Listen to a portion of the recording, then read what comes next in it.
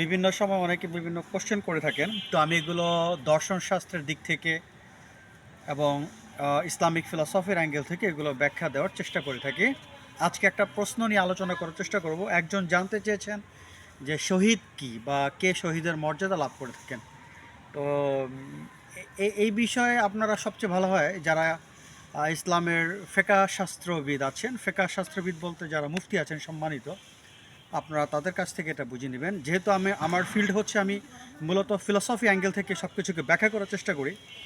তো আমি এই দার্শনিক দিক থেকে আমি এটাকে ব্যাখ্যা করার চেষ্টা করব, অর্থাৎ দর্শন শাস্ত্রে এটাকে কি বলে। তো আমি ওই অ্যাঙ্গেল থেকে আজকে আলোচনা করব। আর যে ধর্মে আছেন সেটা সংশ্লিষ্ট যারা ধর্মশাস্ত্রবিদ তাদের কাছ থেকে এটা আপনার অ্যান্সারটা নিয়ে নেবেন। তবে ফিলসফি এটাকে কি বলে, ফিলোসফির অ্যাঙ্গেল থেকে কে হচ্ছে শহীদ, শহীদ কোনো চ্যাপ্টার ফিলোসফিতে নেই। জাস্ট আমি এটাকে একটু কনভার্ট করে আপনাদেরকে বোঝানোর চেষ্টা করলাম।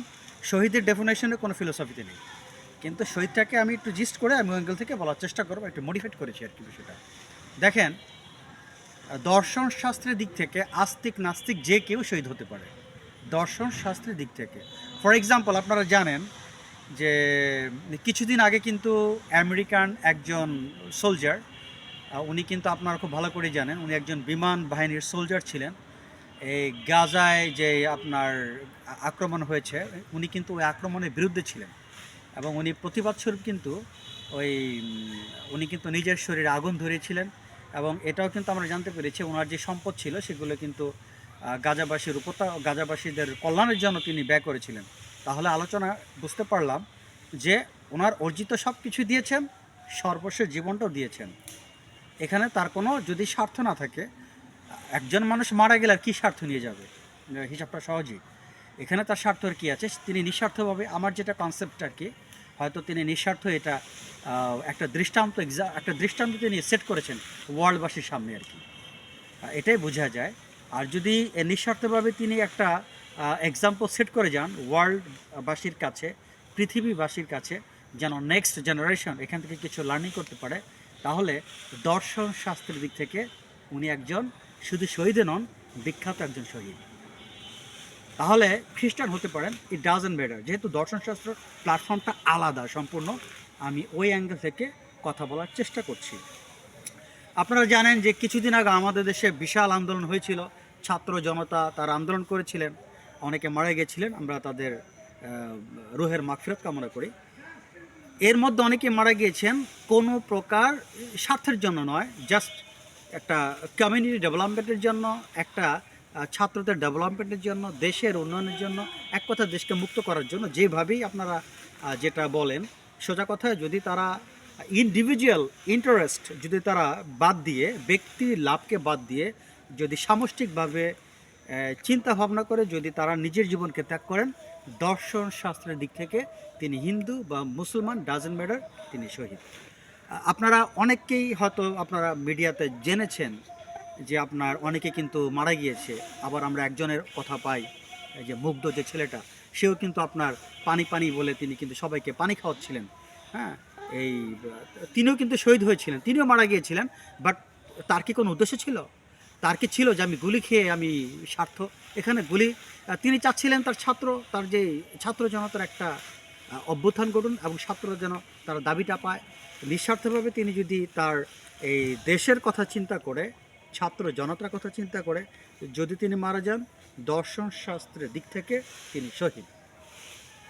এখন বিষয়টা হচ্ছে কেন দর্শন শাস্ত্রের দিক থেকে শহীদ, তার একটা ব্যাখ্যা আপনাদের জানার প্রয়োজন। আমি তো একচিটিয়া বলে গেলাম, এখন এটার ব্যাখ্যা জানার প্রয়োজন, চেষ্টা করব ব্যাখ্যাটা সহজ করে দেওয়ার জন্য। দর্শন শাস্ত্রের দিক থেকে আত্মাকে ডেভেলপমেন্ট করার একমাত্র একমাত্র একমাত্র পন্থা হচ্ছে স্যাক্রিফাইস, স্যাক্রিফাইস, স্যাক্রিফাইস। এছাড়া অন্য কোনো উপায় নেই। তার মানে যে যত নিজেকে ত্যাগ করতে পারবে, কোনো প্রকার স্বার্থ ছাড়া, সুনাম নয়, কোনো স্বার্থ ছাড়া, জাস্ট নিজেকে ত্যাগ করে যে যত ত্যাগ করতে পারবে, তার আত্মার তত ডেভেলপমেন্ট হবে, আত্মা মুক্তি লাভ করে। এবং এই আত্মাই দর্শন শাস্ত্রের অ্যাঙ্গেল থেকে বলা হয় স্রষ্টার খুব নিকটবর্তী, যে আত্মা কল্যাণে কাজ করে স্বার্থ ছাড়া। কথাটা আরেকবার বলছি, স্বার্থ ছাড়া। নিজের কোনো স্বার্থ এখানে ইনভলভমেন্ট নেই, জড়িত নেই, যে জাস্ট কল্যাণের জন্য, মানবতার জন্য যে কাজ করে, তিলে তিলে তিলে তিলে নিজেকে শেষ করে দেয়, দর্শন শাস্ত্রের দিক থেকে তিনি হচ্ছেন স্রষ্টার খুবই কাছের লোক। আর এই ধরনের ব্যক্তি যদি এই অবস্থায় মৃত্যুবরণ করে, তিনি মুক্তিকামী। দর্শন শাস্ত্রের দিক থেকে তাকে বলা হয় মুক্ত পুরুষ। আর ওই অ্যাঙ্গেল থেকেই আমরা শহীদের বিষয়টা যেহেতু আগেই বলেছি এটা ফিলোসফিতে নেই, ওই অ্যাঙ্গেল থেকে আমরা বলতে পারি যাদের কথা বললাম, যেসব ব্যক্তিদের কথা বললাম, তারাও মুক্ত পুরুষ। কারণ নিজের জীবনের চাইতে তো আর বড় কিছু নেই। তার মানে যে নিজের জীবনকে বিসর্জন করছে সে তো মুক্তই, তার তো আর কিছুই নেই থাকার মতো। স্যাক্রিফাইসের যেটাকে আমরা বলি সুপ্রিম এক্সাম্পল, যেটাকে বলি সর্বোচ্চ ত্যাগ, এটা তারা করছেন। সো এই যে দর্শন শাস্ত্রের দিক হচ্ছে কি, আপনারা বিখ্যাত গ্রিক ফিলসফার, আপনারা সক্রেটিসের জীবনী জানেন, দেখেন ওনাকে কিন্তু মেরে ফেলা হয়েছে, ওনাকে অনেক অপশন দেওয়া হয়েছিল, উনি ইচ্ছা করলে কিন্তু বাঁচার তার অপশন ছিল, কিন্তু উনি জানতেন যে মানবতার জন্য আমি একটা এক্সাম্পল সেট করে যাব, যেহেতু এই পার্থিব কোনো এই বেনিফিট আমার সাথে ইনভলভ নয়, আমি বিসর্জনকে বিশ্বাস করি।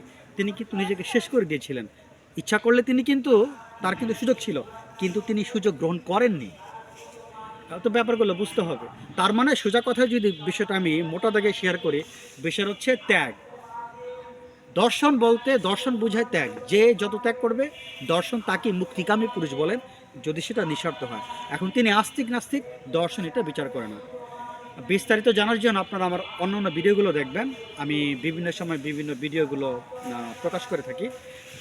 আশা করি যদি আপনারা কন্টিনিউয়াসলি ভিডিওগুলো দেখেন, ইনশাল্লাহ এগুলোর ব্যাপক ব্যাখ্যা আপনারা পাবেন। আজ এ পর্যন্ত, আসসালামু আলাইকুম।